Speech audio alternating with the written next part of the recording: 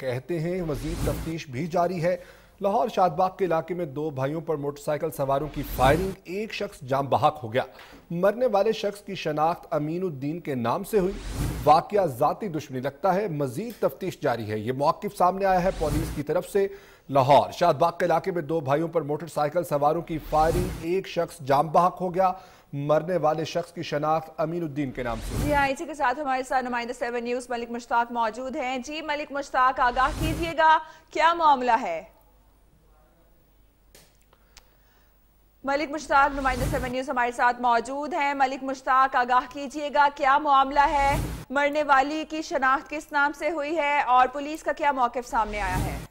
جی بالکل، یہ تھانہ شاد باغ کا واقعہ ہے کہ نامعلوم موٹر سائیکل سواروں کی فائرنگ سے 35 سالہ امین الدین ہلاک ہوا ہے۔ کیونکہ آپ کو بتاتا چلوں، امین الدین عرف شہزاد اپنے بھائی غلام محی الدین کے ہمراہ موٹر سائیکل پر جا رہا تھا کہ نامعلوم موٹر سائیکل سواروں نے فائرنگ کر دی، جس کے نتیجے میں امین الدین کو 5 فائر لگے اور وہ موقع پر ہی جان بحق ہو گیا۔ ایس پی سٹی سید غضنفر علی شاہ کے مطابق یہ معاملہ ذاتی دشمنی کا شاخسانہ لگتا ہے۔